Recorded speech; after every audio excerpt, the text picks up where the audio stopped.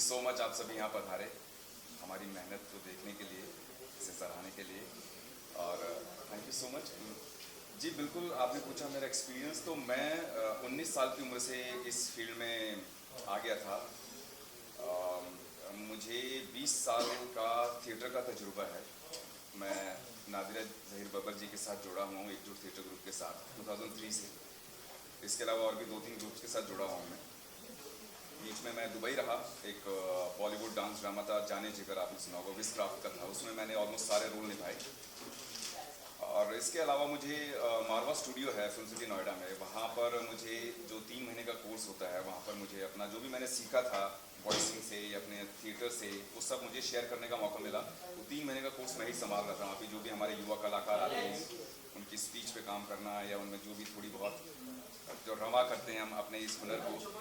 और ये क्राफ्ट है, ये देखिए, बोलते हैं कि माँ के पेट से कोई नहीं सीख के आता है, तो बस यही है, इसको हमने मांझा और मैं लगातार मांझ रहा हूँ। और हाँ, मैं वॉइस ओवर्स, कार्टून्स, रेडियो सब करने का मुझे अवसर प्राप्त हुआ। मूवीज़ जैसे आजकल डबिंग जो इंडस्ट्री है वो काफ़ी फल फूल रही है, क्योंकि हमारे जो अपना अमेज़ॉन हो गया या नेटफ्लिक्स हो गया, इसमें जो भी कंटेंट आ रहा है आजकल सभी भाषाओं का, इंग्लिश से लेके कोरियन ड्रामा इतने हैं। अब साउथ इंडस्ट्री जो हमारी है उसकी सारी फिल्में डब होती हैं। तो अल्लू अर्जुन की एक फिल्म थी बनी द हीरो, उसमें उस वक्त मैंने शुरुआत की थी इसकी वॉइस के लिए। फिर मैं कुछ दिनों के लिए मुंबई से मुझे बाहर जाना पड़ा था, दिल्ली एंड देन दुबई, जो मैंने आपको बताया। नहीं तो आज उसकी भी आवाज़ हो सकता है मैं ही हूँ। तो इसके अलावा कार्टून्स वगैरह आप लोगों ने सुने होंगे, हना मोंटाना काफ़ी फेमस हुआ था बहुत। तो हना मोंटाना में जो हना का भाई था जैक्सन, उसकी वॉइस में करता था। और अपना पावर रेंजर्स बच्चे बहुत देखते हैं, उसमें येलो रेंजर और ये सब ब्लू रेंजर वगैरह सब। तो ये मेरा पूरा सफ़र रहा, और फिर मुलाकात हुई हमारी सर से, और बाकी किस्मत। पर इस लंबे सफ़र के दौरान यू मस्ट हैव एम्बिशंस की फीचर फिल्म में भी कोई चांस मिलना चाहिए जी। तो वो कितना फ्रस्ट्रेटिंग था कि in spite of being a known name in the video circuit, और थिएटर भी आपने कहा 2 साल से आपने किया है, और उसके बावजूद भी मौके नहीं मिलते, तो वो कितना फ्रस्ट्रेटिंग है? इस सिलसिले में मैं कहना चाहूँगा, मौका देखिए, मैं ये सोच के आया था कि मुझे एक्टिंग करनी है। मुझे जब मैं ऑडियंस के सामने होता हूँ, कैमरे के सामने होता हूँ, या इवन माइक पे होता हूँ, तो मैं इंजॉय कर रहा होता हूँ। तो हम लगातार सीखते हैं। मुझे लगता है कि आपको कितना वक्त लगता है, इसमें जो स्ट्रगल शब्द है, तो मुझे बहुत नेगेटिव लगता है, क्योंकि हम सीख रहे होते हैं। मैं हरियाणा से हूँ, ठेठ जाट परिवार से हूँ, ठेठ हरियाणवी बोली जाती है, तो हम खुद को मांझ रहे होते हैं। मुझे याद आता है आज से 18-20 साल पहले, मैं मतलब भाषा, मैं और मेरा भाई और जो मतलब जो हमारी भाषा होती है, जो कि काम आती है, हम बोलियों में खो के रह जाते हैं। तो बोली से भाषा को जो सफ़र होता है, तो मुझे लगता है फ्रस्ट्रेटिंग नहीं रहा, क्योंकि जैसे जैसे आपका ज्ञान बढ़ता जाता है, आपको अपनी अज्ञानता की उतनी ही ज़्यादा समझ होती चली जाती है। तो मुझे ये लग रहा था कि मैं इम्प्रूव कर रहा हूँ, और जब आपका वक्त आता है उस अनुसार आपको वो मिलने लगता है। और सही बताऊँ तो मैं अपना थिएटर से और वॉइसिंग से, इन चीज़ों से इतना मैं लगा रहा, मतलब मैं सही मायने में एक्टिंग के लिए मैं ज़्यादा ट्राई नहीं किया था। मतलब मैंने इवन ये मूवी भी, मेरे एक साथी ने, कास्टिंग डायरेक्टर ही हैं वो भी, तो वो उन्होंने बताया यार ये एक बड़ी अच्छी कहानी सुनी, और उनका ये कहना था कि जब मैं वो कहानी सुन रहा था, इसकी नरेशन सुन रहा था, तो मुझे उस चंदू में मुझे तू ही कंटिन्यूसली तू ही नज़र आ रहा था, जो जो हालात थे उस तरीके से। मैंने तो उन्होंने मुलाकात करवाई सर से, और फिर ऑडिशन हुए, 3 सीन सर ने हमें पूरा जमा के टेस्ट किया, इधर से उधर से और उसी वक्त इन्होंने फिर मुझे फाइनल किया। तो बहुत बहुत शुक्रिया सर। तेरी की किस्मत मेरी जी जी जी। Vaishnavi, subject slice of life stories, अच्छा, जब स्लाइस ऑफ लाइफ स्टोरीज की बात आती है, और अक्सर एक्चुअली जो मेरा अनुभव रहा है व्यूइंग का, उसमें सेंट्रल कैरेक्टर हमेशा एक मेल होता है, हम कॉमन मैन इसलिए शायद बार बार कहते हैं। लेकिन ऑब्वियसली जब मैं आपके कैरेक्टर को ट्रेलर में देखता हूँ, आपके साथ मेरा फीमेल कलीग, तो ये जो कॉमन वुमन है, इसका जिक्र मुझे नहीं लगता कि हमारे सिनेमा में या even in common public discourse, जो कॉमन वुमन है उसका जिक्र नहीं होता। होना तो चाहिए बहुत ज़्यादा। आई फील लाइक जो सारे फीमेल कैरेक्टर्स होते हैं मूवीज़ बन ही नहीं सकती अगर फीमेल कैरेक्टर्स नहीं होंगे। आप एक्सेसरी की तरह यूज़ नहीं कर सकते। काफ़ी हमारा प्रोग्रेस भी काफ़ी हुआ है ओवर द इयर्स की जो फिल्म इंडस्ट्री में अभी रिप्रेजेंटेशन ज़्यादा मिल रहा है, ज़्यादा औरतों के भी कैरेक्टर्स लिखे जा रहे हैं। ऐसे नहीं है कि अभी बस स्क्रीन पे आके चाहे आइटम सॉन्ग कह लो या जस्ट एज एन एक्सेसरी या जस्ट एज आई कैंडी, जो अभी नहीं हो रहा है। अभी we're moving more towards substance. More women need to be represented और इस यहाँ पे हमारे दो फीमेल जो कैरेक्टर्स हैं दोनों बहुत अलग है और दोनों बहुत रियल है। ऐसे हम सब होते हैं, औरतें होती है ऐसी जिनको उतना स्क्रीन टाइम देना भी बहुत इम्पॉर्टेंट है। तो मैं बहुत खुश थी जब मैंने अपना कैरेक्टर सुना। जैसे सर ने भी बताया, बहुत रियल कैरेक्टर है आरती का, जो उसके भी एम्बिशंस है, उसने भी काफ़ी स्ट्रगल किया है लाइफ में। She just wants to have a good life, she wants to have a good partner. वो काम करना चाहती है, एक नॉर्मल ज़िंदगी जीना चाहती है। अब उसके साथ आगे जो भी होता है इसकी वजह से, वो तो बहुत तबाही वाला एक सीन है। बट मुझे बहुत अच्छा लगा कि basic the foundation of the character was very strong. She was ambitious, her individual, every characteristic that she has is worth mentioning. So I'm very happy that I got this role and I've craved to do something like this all my life. आप कहती हैं औरतें ऐसी girls are like this only life also, so do you think औरतें सच में आदमी को पालती Oh no no, ये तो बहुत ज़्यादा हो गया।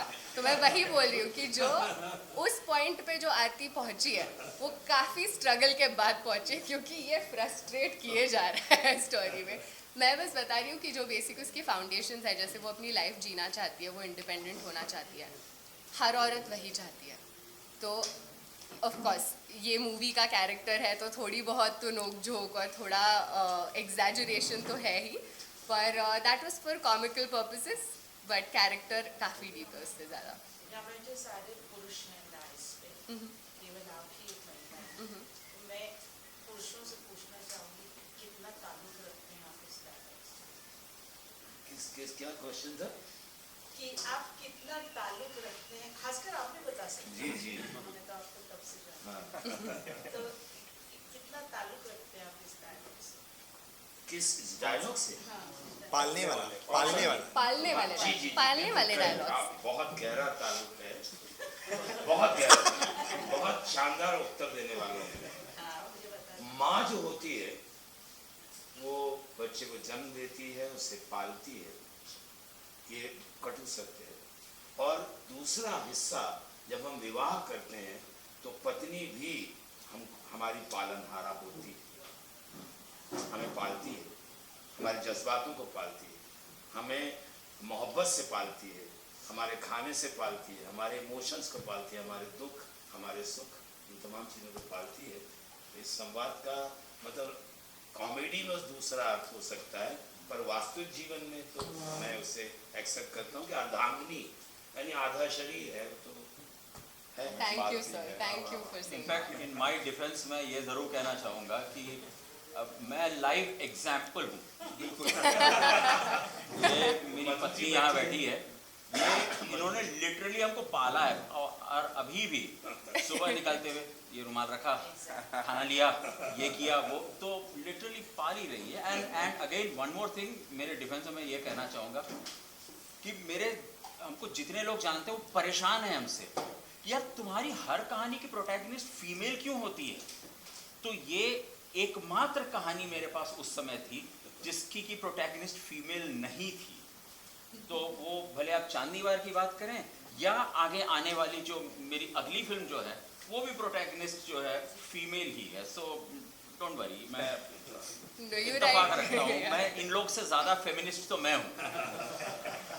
और जो एक्चुअली हम लोग फिल्मों में ये फिल्म में जैसे वो डायलॉग है कि वो पाल रही है, लिटरली पाल रही है, और हम ये मेंस वर्ल्ड कहते हैं ना, इट्स अ मैंस वर्ल्ड, ऐसा कहते हैं। लेकिन मैं सच कहूँ तो मेरे जितने दोस्त हैं, अगर सबको बोलना मेरी बीवी काम करे मैं तो घर पे बैठ जाऊँ, ये एक फैक्ट है। अभी इस ज़माने में मुझे भी मेरी बीवी कमाए, मैं तो घर बैठ के आराम से, इसमें भी कोई शर्म नहीं है एक्चुअली। मतलब अगर सिर्फ फिनेंशियल बात करें तो एक्चुअली मेरे दोस्त लोग को कहते हो यार मेरी बीवी काम करे, मैं तो बच्चे के साथ खेलता रहूंगा, लिटरली वैसा हो चुका है। तो इट्स उसमें कोई शर्म नहीं मुझे लगता, मैं तो खुशी खुशी कर लूँगा। आपने बोली भोपाल से आए शादी नहीं हुई है, शादी पालने वाली बीवी ढूंढना भी। तजुर्बा है, हाँ बिल्कुल है, थोड़ा थोड़ा है। अभी वो कैमरे पे ना घर पे पहुंचेगा इसलिए बता नहीं रहे। नहीं, मैं मॉर्टो का बोल रहा हूँ, माँ का एक्सपीरियंस है तो मुझे पता है कि वो पालने वाली बात जो है, वो मैं बोल रहा हूँ। बिल्कुल पालती हैं, और जब जब हम टूटते हैं हमें संभालती हैं। This is why I love all of the people that I've worked with because they're genuinely feminist and in the real sense, not the Instagram definition of feminist. Genuinely मुझे बहुत equal treatment हर जगह पे मिली है और मुझे बहुत मज़ा आया है इस फिल्म पे काम करने में. So I'm very grateful actually. I'm just feeling it right now. यहाँ भी देखो बीच में बिठाया है, Thank you. Honored. Feminist. Frame थोड़ा खूबसूरत लगना चाहिए ना, तो इसलिए बीच में रहना चाहिए। फिल्म में जो देखा मैं तो मैडम पलता ही हूँ मार, अगर मेरी माँ नहीं है तो मैं नहीं, बहुत ही सिंपल सी बात है। Because yes of course I been मतलब मैं बहुत मार खाता हूँ उनसे, अभी भी मार खाता हूँ और मुझे उसमें कोई हिचक नहीं है बोलने के लिए कि मैं अभी भी मार खाता हूँ, बिल्कुल मार खाता हूँ और मुझे लगता है कि वही मुझे एक सेम है। और एक्चुअली गर्लफ्रेंड से मार खाते हो तो माँ लगा दिया है। वो वर्ड चेंज का माँ लगा दिया उसने। कोई व्हाट ये अभी नए नए मार खाने शुरू किया है इन्होंने। नए इससे और इनकी शादी हुई है। ये जो तो अभी इन्होंने म्यूजिक दिया है और इनकी जो बैंड पहले बजाती गर्लफ्रेंड थी, मतलब शादी के मूवी के दौरान और अभी बीवी बन चुकी है, वो हमारी कोरियोग्राफर है, मूवी की कोरियोग्राफर है। तो इनका भी स्टोरी है यहाँ। दोनों बहुत टैलेंटेड हैं। You worked in the south. Yes, I have. What difference do you find working down the south? Did you debut in the south? Uh, Was it Telugu? Yes, Telugu. The first film that came out in the south was a Telugu film, and the biggest difference is that I can understand all of you. Over there, it was kind of a challenge. Although I was treated with so much respect and love, even over there, it was a wonderful experience. But when I got onto the set, I had no idea how to speak the language. तो मुझे पहले बहुत ही मुश्किल हुआ basics से start करना. यहाँ पे वो एक एडवांटेज था कि मुझे लैंग्वेज तो आती ही है. That was the biggest difference, but acting is acting. I love doing it in every language, so it's great. वैसे भी तेलुगु सिनेमा की जो हमारा परसेप्शन रहता है वो तो बस बॉम्बे बैठते ही होता है। तो जब कभी कभार मौका मिलता है कुछ तेलुगु एक्ट्रेसेस से बात करने का, नॉर्मली जय मिस्टर संदीप रेड्डी वांगा और उनका जो सिनेमा है अपना उनका स्टाइल के अंदाज है। लेकिन कभी कभार ये भी सुनने मिलता है कि जो तेलुगु में सिनेमा में एक I won't use the word misogyny, but एक डोमिनेशन जो मेल का है ओवर फीमेल, तो क्या ये वाकई is it widespread in the Telugu industry or even other southern industry? I would want to be non-controversial and say no, but I'm not going to do that because it's a little true that again female representation needs to be taken a little more seriously. I mean misogynist or misogynistic is a very heavy word, and I can't sit here and say, oh, I was treated badly or whatever, because my personal experience has been beautiful in the South. Every place I've been treated with respect, and I personally did not, maybe it's just the production house that I worked with or people that I worked with, but when I see some interviews, it really irks me and makes my blood boil. When people talk about how men have power over women or they're allowed to do certain things that you really shouldn't be doing to women. So yes, I feel like we still have a long way to go. Mohan ji trailer में जैसा देखा टीकू जी को तो हम सब पसंद करते हैं।